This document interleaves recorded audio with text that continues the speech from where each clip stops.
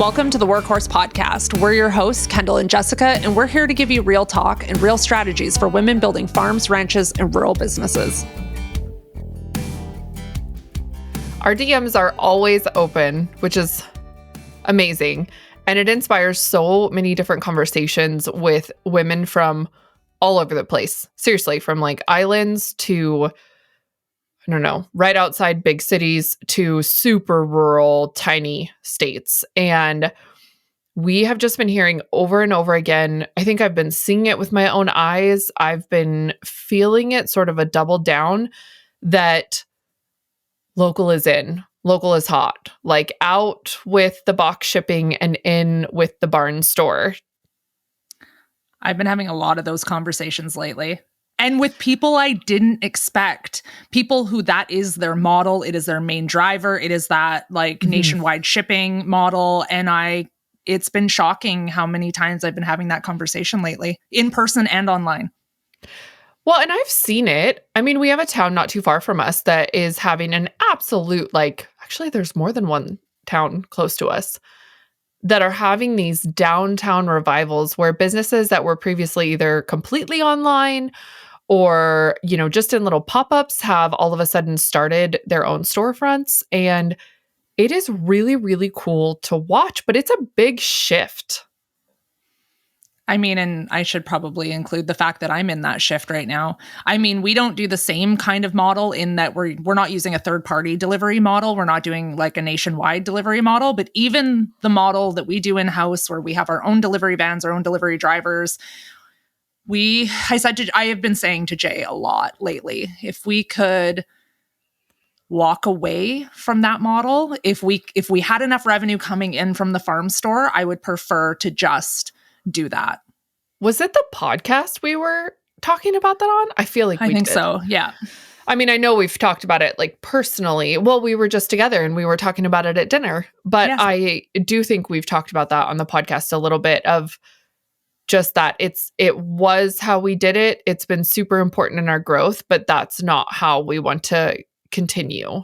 Like It's no longer I think that word alignment, it's no longer aligning. It's not that they're not profiting. It's not that they're not successful, but there's something in the air that is no longer aligning with where these women's hearts are. And I think that a lot of that shift came from COVID era.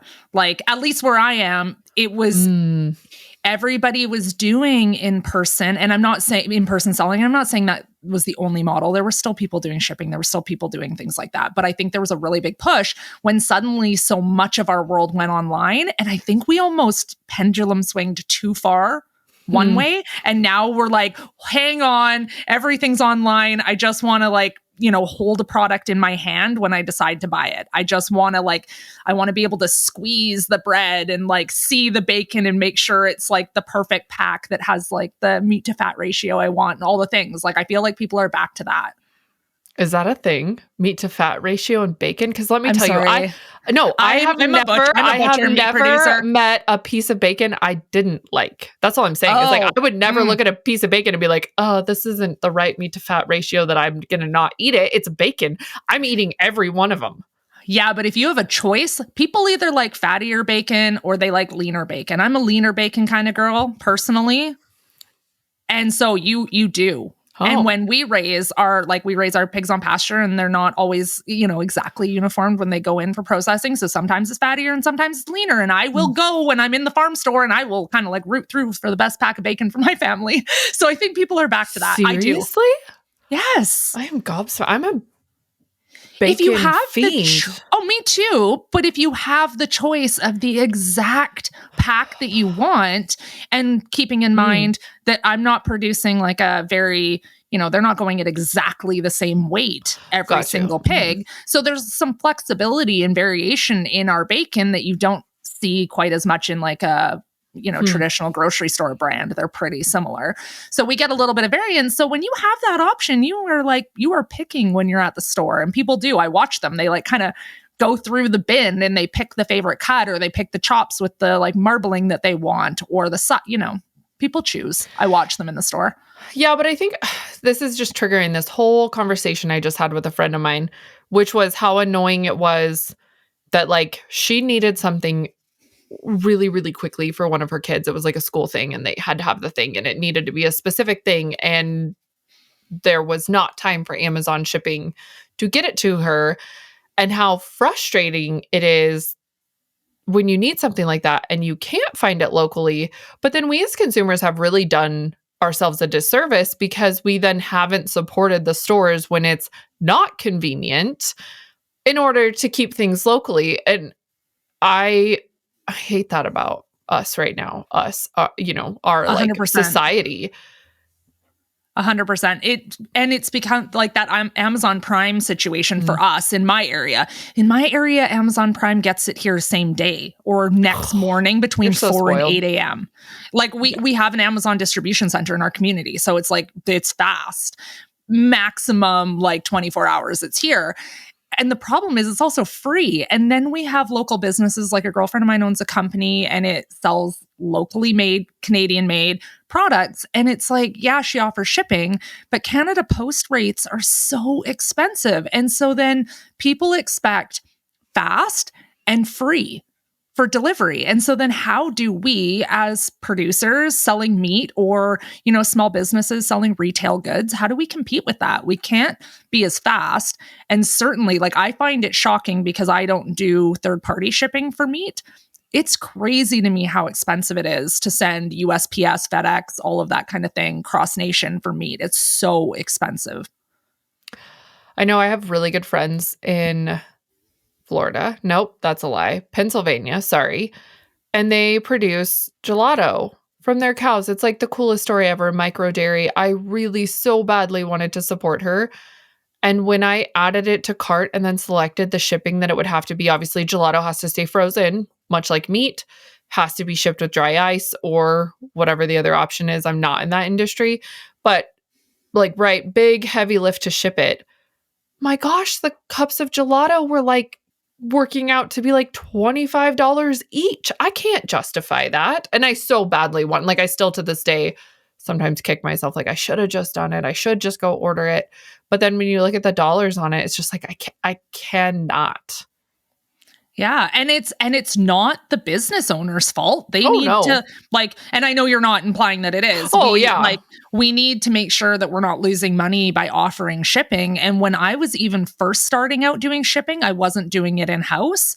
And it was like, by the time I bought the box and the liner and hired the cartage company to do it. And in Canada, the thing that's a little bit different, it's like logistically a lot harder for us to ship the way that you guys do in the US, like across the country, because we have a significantly like our population is less than California, but our land mass is bigger than the US. So we are just very spread out here in Canada. So we don't have the same infrastructure to be able to handle that shipping because our people are just very spread out. And so it's very expensive. And it's, from that being my past in transport, it's just a lot harder to do in Canada. So I had hired a local cartage company just to kind of handle the local deliveries for us when we were first starting out. And just the box and liner was like $25-$30. And the more they order, the bigger the box and the liner, or more boxes and more liners. By the time I did that and then paid somebody to do the delivery, it was like my entire margin. Or I was having to charge somebody $60 to deliver a $150 box of meat.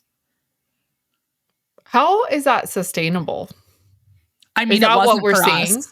Yeah, and it wasn't for us. And for me, when I started doing that, I was testing the model because I knew that we wanted to leave farmers markets. We didn't want to be doing that forever. And I wasn't ready to go and, buy a delivery van and start doing that if it wasn't a model that people wanted, because we started doing delivery before COVID.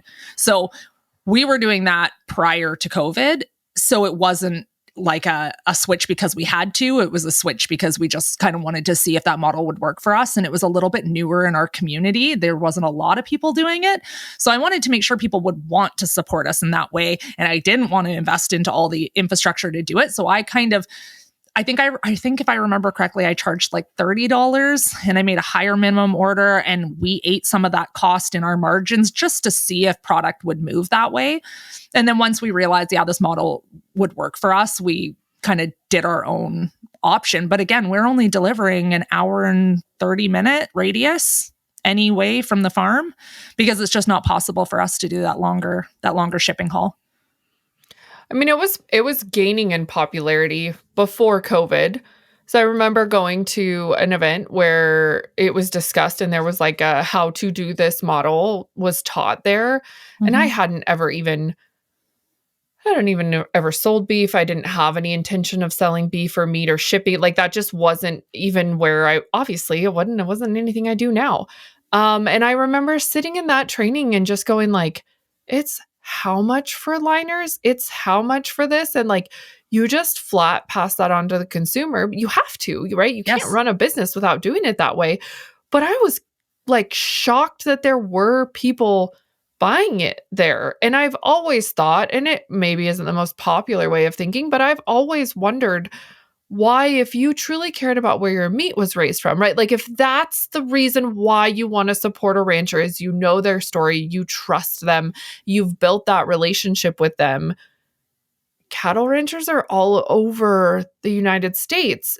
Why would you not go find one that you can pick up from? Or is the convenience factor really worth the cost of that? Or do they just not realize it? Do they not think that far through on it? I just don't get how you don't start to go, maybe you try a meat box once, twice, three times, you love it. But then all of a sudden, like, is there not a shift with them where they're like, I bet they're somewhere closer, but I don't have to pay for this? Or is there? Convenience is a huge thing. Like for our customer who takes delivery, like if we ever got rid of the delivery model, there are absolutely customers who will not come pick up from us. I mean, people get delivery from me and pay delivery fees that are 15 minutes away from the farm. Mm. I mean, they're not paying $75 delivery fees. They're paying, quite a low delivery fee. That's relative to what it is that delivery companies charge here for grocery deliveries. But certainly it's always been my mentality and my thought pattern that selling, even if it's just in the state that you're in, is so much easier, or in Canada, in the province that you're in, would be so much easier, because people who want to support local, it just feels like, if you stick in the same province, if you stick in the same state, not only is your ground shipping rate cheaper, even if you're wanting to still provide that convenience factor, it at least keeps the cost down so much more.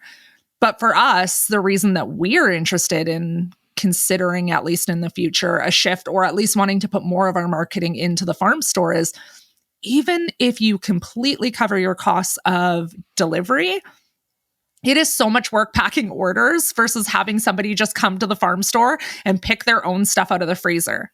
Because you're already stocking the freezers. Like, you're already having to fill your freezers because you do have on-store customers. Yes. And then you're pulling from those freezers for your orders. Correct. We pack out of our glass fronts because it's faster to pack out of glass fronts than it is out of our main walk-ins. So the butcher shop cuts and then they load into the walk-ins, and then we restock from the walk-ins into the glass fronts in the farm store, and we pick from those glass fronts when the store's not open, because it's just faster that way. So it's like we're packing and we're labeling and we're organizing online orders and we're paying additional like e-commerce and all that kind of stuff to be able to facilitate pre-ordering for home delivery, when I could, if things move in the right direction and we can still get that sales up, I could just be having somebody come and pick their own order out of the glass front. Do you think there's some decision fatigue? This is an absolutely ignorant question because, again, I don't sell meat.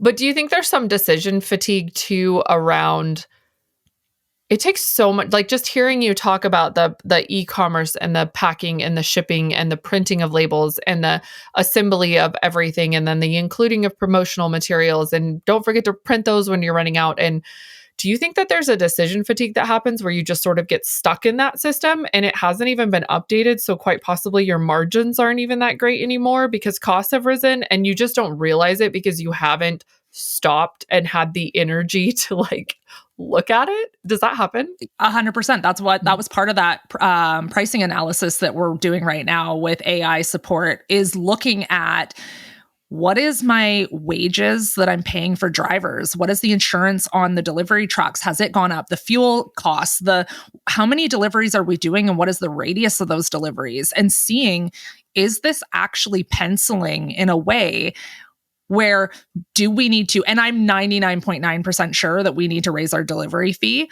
But also, we might need to also raise our minimum order, which is currently $150, because at a certain point with our business, we've grown to the point where we have so many deliveries that in order to be able to facilitate them, we're pulling orders. For example, we only deliver 3 days a week.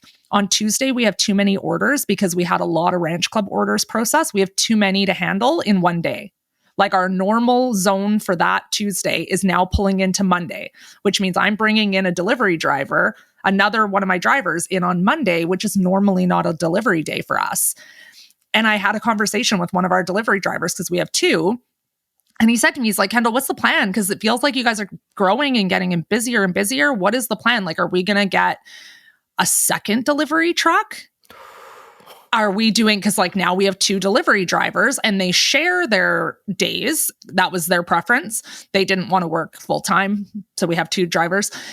And it was like, are we going to get another delivery vehicle? And what are your thoughts around this? And it was a curiosity question. He used to own a delivery company. So he's very invested in this concept of what it is that we do. And he retired from it and he wants spending money. It works perfect. But Jim said to me, he's like, are you getting another delivery truck? I was like, absolutely not.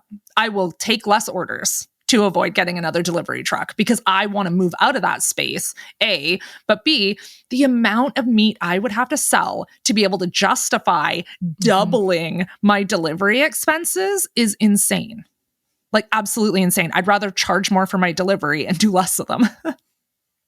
I think there's just so much to try to keep up on. And then you get, right, like you get the email notice or the quick letter in the mail that says like your rates are increasing or the cost of this is going up, or you don't even know because your card's on auto process and it's a standing order and all of a sudden it's just costing a little bit more and a little bit more and a little bit more.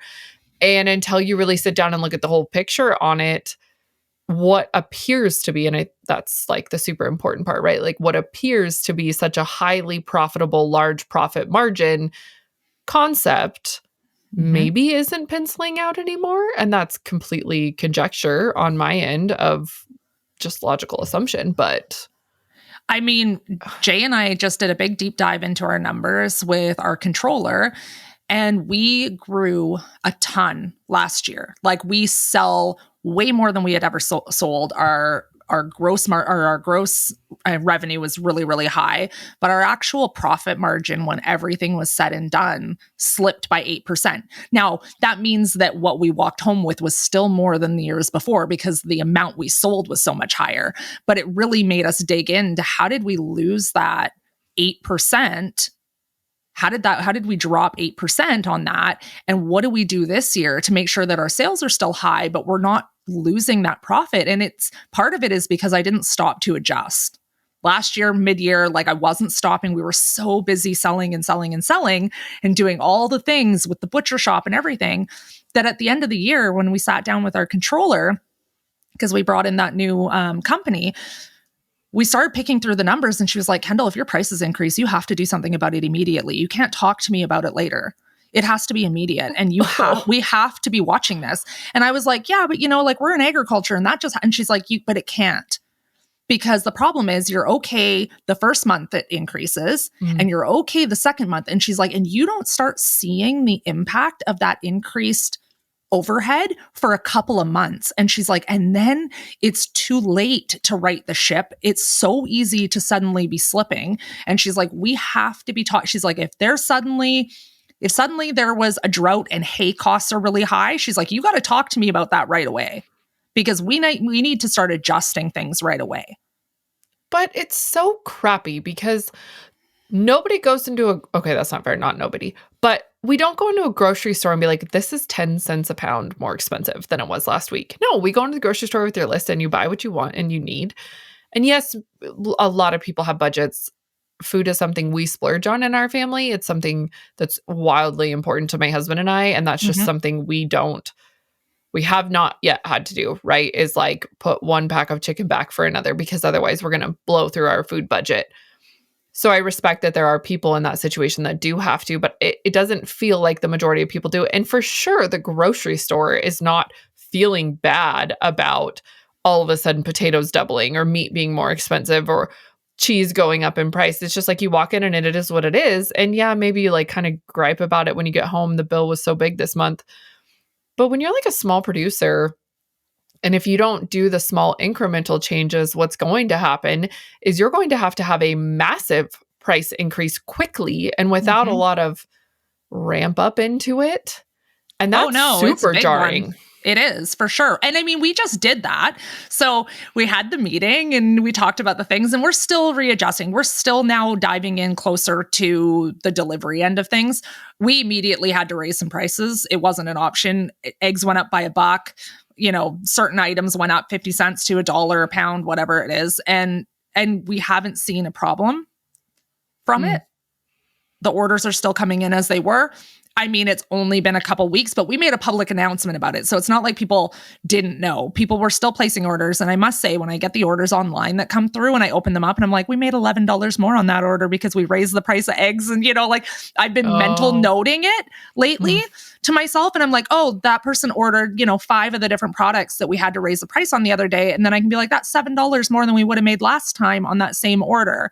And I'm kind of like mentally doing that in the day as orders start rolling in. And it is kind of a good thing for me to look at because we've got some big investment coming into the farm and we really want to get that end profit margin up. But that is why we started talking about delivery and whether or not delivery was a model that was going to make sense for us long term.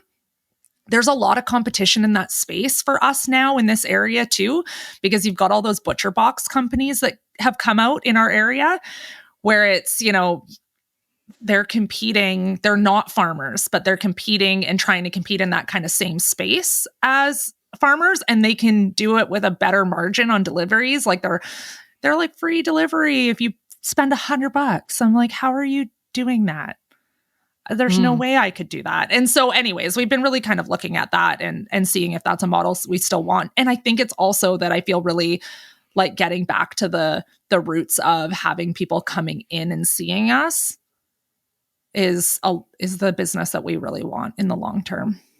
Is that a full circle moment, like from farmer's market to delivery based to no, I want you to come back to me? It obviously a little different because it's your own store, but and I mean, don't get me wrong. We have the privilege of having a community big enough to support that.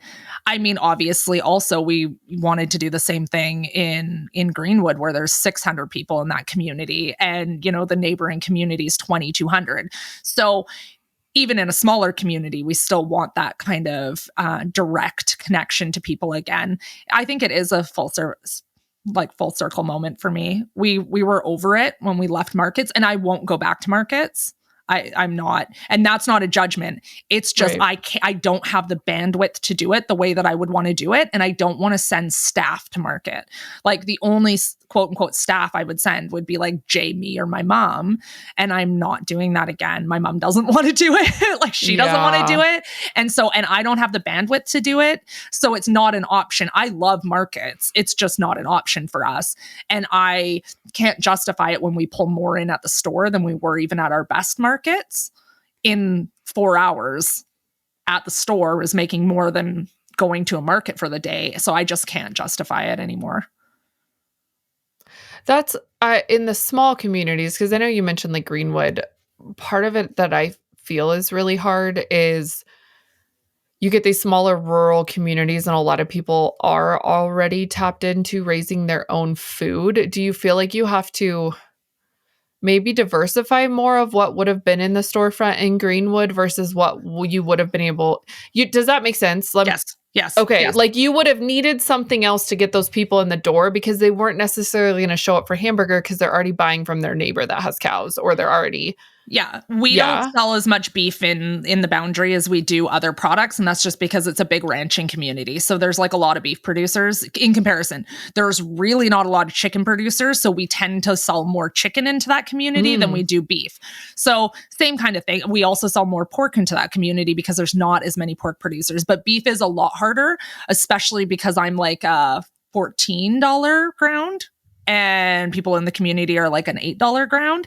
So it is harder. Now it's not, we don't not sell it. It's just, I don't think I could make a business out of selling it just into my absolute hyper local community, but certainly I could sell it in the region and sell enough It might mean that I'm going to a parking lot and meeting people once a month and having to facilitate a different model where I'm still having to travel. Or maybe in that community, I would be attending farmers markets that are, an hour from our ranching community just to kind of get out there a little bit more. I would probably have to reassess whether a standalone brick and mortar could pull in enough if we were only doing beef. Because that's what's hard to watch is you see someone with a dream and they want to open a storefront, and then they open a storefront and it just doesn't work. I don't know any more delicate of a way to say it, but it's like when they don't have that sort of, especially when you're watching them shift from, maybe it's a shipping model, or maybe it's just like they are stepping into actually doing business and then they go to that storefront model and it doesn't work.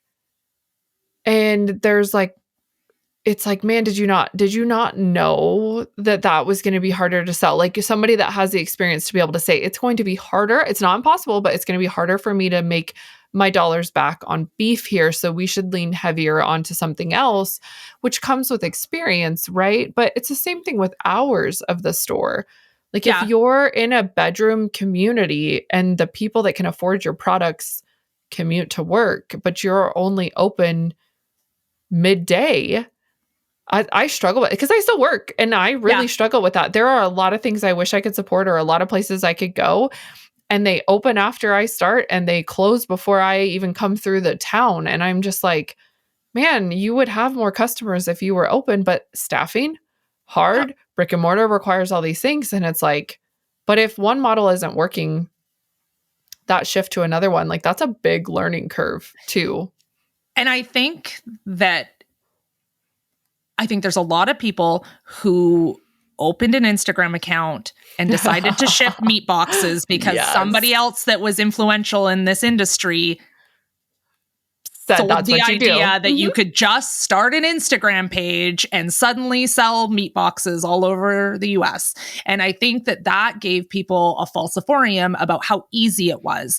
And I think whenever we're going to shift into something like that, like if you tried the Instagram model and you thought, hey, I'm just going to make an Instagram account and sell meat, and then the thought pattern is, okay, well, I'm just going to switch to a retail store. I always say, like, the farmer's market model is a great model because it's low risk, but it gets you in front of local people. Like, I don't think I would go personally. I don't think I would have gone, Instagram with meat shipping. And if that didn't work, immediately, jetty into having my own farm store in a really small town and think that was suddenly going to be the saving grace when it has a high overhead. I probably would have stuck meat in my trailer and gone and driven around to farmers markets, which I know from talking to so many women in the space, we don't want to have to do that. Like a lot of us, especially if we were under the belief that just opening an Instagram account was going to make everything easy for us and we were going to be able to do this, don't want to, especially as, mothers of young children and all of the things, want to have to pack up to go to a farmer's market.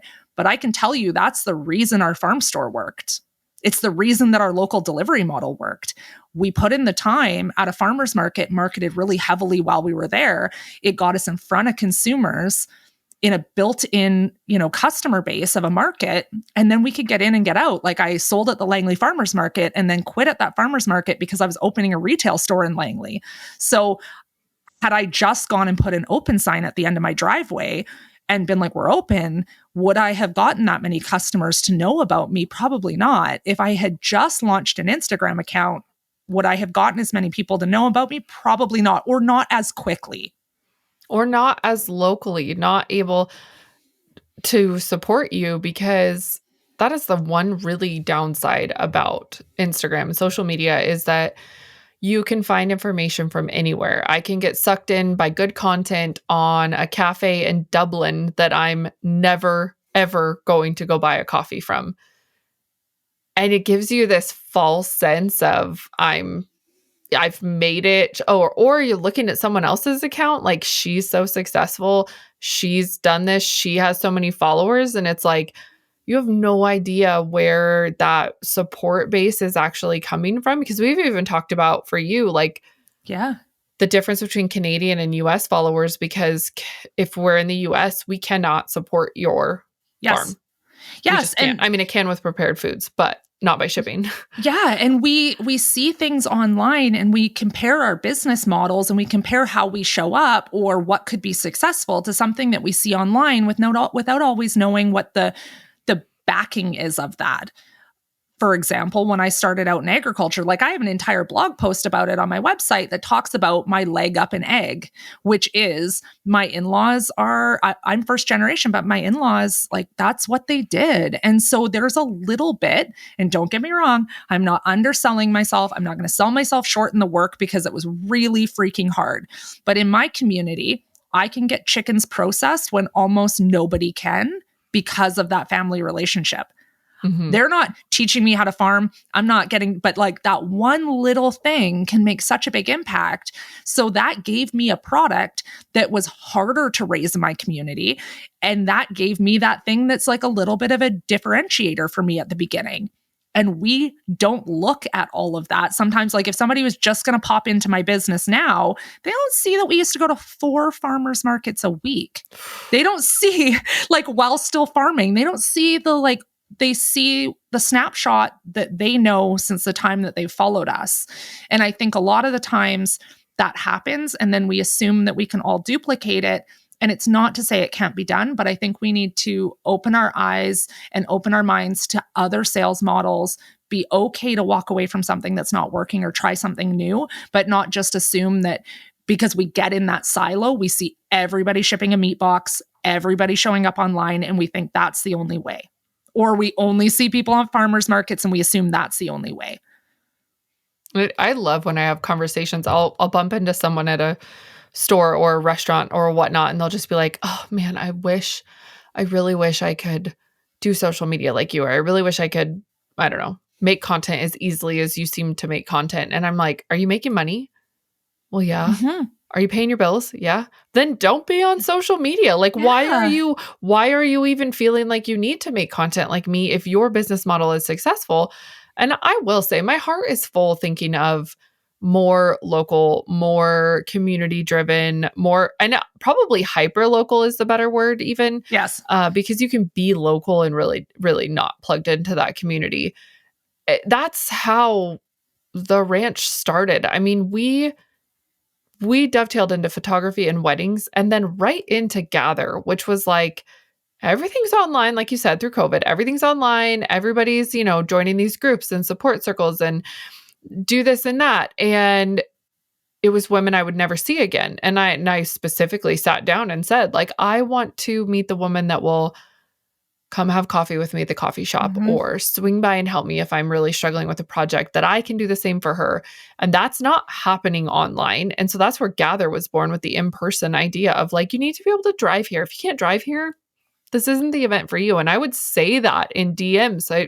People would message me from, even now when you look at like the last time we launched tickets, the map that you can see on your ticket hosting website that shows like where you're having hotspots of people looking at the site. Yeah. I'll get like hits in the Midwest, hits in California. And I'm always just like, this isn't for you. Like this, not that I don't love you and want to support you and meet you, and absolutely, but this was created for the women that are in your backyard and really bringing those women together. And it's been powerful to watch a lot of the relationships I see, a lot of the success that I have seen around from those connections that come from it. And I just, my heart is filled with that. That's always been the motivator for it. But there's also this lens that you look through where if someone has disregarded that community to just be hyper popular online, or really just pushed in that the importance is the online status, you can also really lose touch with what that local community is doing. Sometimes 100%. I even feel that way. 100%. My business was wildly successful with less than 5,000 Instagram followers. I mean, now we're at 16, and I know I don't want to like act like that's not a lot. I don't want to disregard somebody who's got less followers as like 16,000 is not a lot, but it's certainly not. Like, I've been in business for almost 11 years. I've been doing Instagram from the very beginning. It's certainly not a big following when you compare it to others in this space that are doing similar things to me at the scale, or even at smaller scale than I am. But I create content that literally repels people who don't shop in my area. Like I do. I know. It's not for them. And don't get me wrong, I still have, US followers and I still have followers from all over Canada, but I'm creating content that is like the shopping channel for Central Park Farms because I want people on Instagram who are interacting with me to be people who are actually capable of buying from me. And so I'm not creating content to go viral. I'm creating content really strategically for the people in my own community so that they are the ones that are interested. And it means that I'm going to get people who unfollow me when they hit one of the like more viral reels, typically always a reel that features Jay because he's like just the husbands win every time. I said to Jay the other day, I was like, you should get your own Instagram account. And then I backtracked because I was like, oh my God, you'll get more followers than me. And then I'll have like a complex, but they'll start following me because of a J reel. And then, people fall off. And it's because then they realize that this is an account that's selling, and it's an account that's selling if you live outside of Vancouver. And that is the only people who are going to find like holistically interesting information with all of my posts. I just want to see local communities be stronger. I have loved watching old buildings be built into something new. I have loved watching business owners like step out. You can like watch their progression of growth and seeing them, and seeing towns close to me having revival feels very like strong to say, but like having moments where you're like, oh, is this what it was like pre-internet, globalness? Is this what it felt like? I just want more and more people to want to. So every time I'm having a conversation where someone always has said like they're admitting a dirty secret by saying like, I really don't want to ship anymore, or I really am not interested in this, or I really just want to like take care of people really close to me. It's always said like it's this bad thing to not want to be known online or successful nationally. And I just think there's so much pride to have if you are investing in your local community, building those community relationships, and giving back to your local community. Because in an age where you cannot believe a dang thing that you see, hear, read online to be true, there is so much value in being able to go shake someone's hand and sit down for a real conversation with them and truly know that what you're ingesting and what you're interacting with is genuine. And I think we're really going to start to miss that. I think so too. And I think that if we all really had a good grasp, like I think if businesses had a good grasp of what their actual numbers are in a much more tangible way than they do, there may be even a bigger shift of people deciding that, hey, I'm not going to ship because I can actually sell significantly less and still make more when I don't have all this additional overhead that comes with doing all of this. I have more time if I don't have to pack orders. I have less overhead if I don't have to. I'd have less staff if I didn't have to do that. Like it would be manageable with a much smaller team if I wasn't doing all of that. And that is a big thing that we're looking at as we really dig into the numbers of our business. I mean, yes, we're profitable. We know we're profitable. We have those figures, but breaking it down into a more tangible, like if we didn't do this, we would produce less, which means less staff cutting, less staff packing orders, less of all of the things. And what does that look like as a business model? Especially as, I mean, don't get me wrong, I'm not ready to retire, but, as Jagger joins the company and, I'd love for Jay to spend less time cutting meat, if I'm being completely honest. I'd love for him to not be on his feet for as many hours out of the day and things like that. So, as we talk about being overworked and, women, especially in this industry that are having to take on all the different roles and parenting and all the things, do some of these models cause more work than the return? And do we need to shift from it? That's not even monetarily. Yes. I hope that anyone listening to this or contemplating that or whatever embraces it in such a sense that like the messaging that comes out of it, and truly the core belief, not just the messaging that you're presenting to the customer, but the core belief that comes out of this is that I'm making a change because it's what's best for me and for my community. Not that I need to apologize for doing this or feel like I'm somehow quitting or giving up, but there is a time and a season and a place, and you can find success in so many different ways. And I think if nothing else, that is the good thing about the internet, is that it has shown us, right, that so many different things that we would never have believed are possible are wildly within your reach. It's determining like what lines up with what your heart is telling you, with what your family is telling you, with what your very unique situations are telling you. Just from family farm to family farm to family farm, the struggles and challenges that one producer, farmer, agritourism, business owner faces to another, while we should all feel very similar and that we're likely all struggling, Yeah. that the ways that we're struggling and the constraints that we have that we're struggling against are completely different. I have watched new wedding venues pop up. You know, you get your acreage, you're going to start a wedding venue, maybe you get married and then you want to use it to pay for those improvements.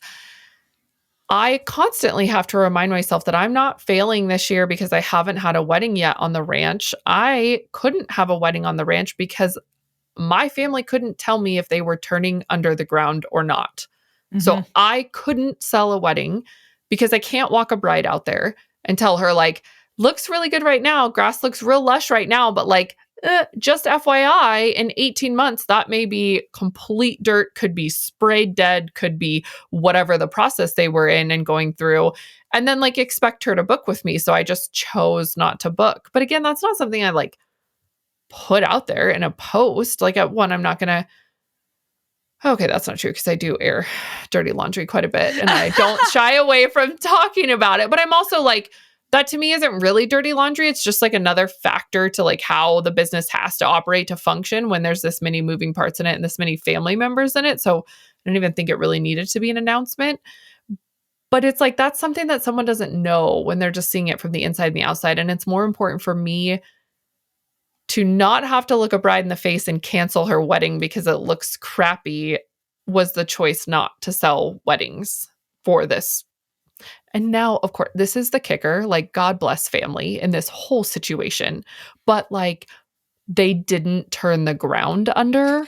I 110% could have. In fact, I declined inquiries for this time because I was so nervous about making a bride upset, letting someone down, disappointing them, not being able to follow through with my contractual obligations. And then they didn't even do it.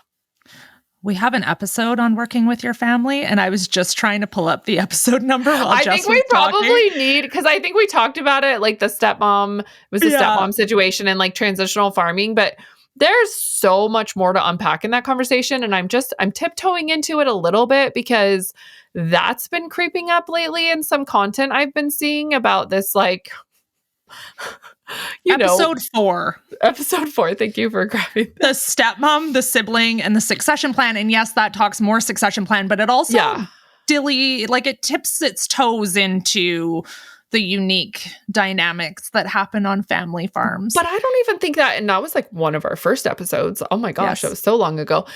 I don't even think that properly addresses like the mental strain and the agony and the amount of business considerations that happen because of things outside of our control. And so if you are producing in any way, shape, or form with your family and you're like, man, I see someone doing X, Y, and Z, and like, I wish I could, but know that your but is very valid and that you are not alone in that. And there are so many of us out there making decisions we would never have normally made because we don't have a choice not to. And I want to just like hammer that home. And that could be why the shipping method works for some people because of the family dynamic of not having a farm store on the property and whatever. Absolutely. Like there are a million reasons why that model might be the best model for you. And we are not here today to poo-poo on any business model or sales channels or way of doing things. It's just been a conversation that we've been hearing a lot of lately that's been coming to us that we've been involved in. And we just thought we would chat about it today and just kind of talk about what we're seeing, what we're hearing from others, in case that's something that you're sitting there saying, man, I wish that I could make that change, or I wish I could stop selling at farmers markets, or whatever it is, and realizing that you're not alone in wanting to make some of those changes and how we can kind of lean into and support those transitions that we want to be making in our businesses.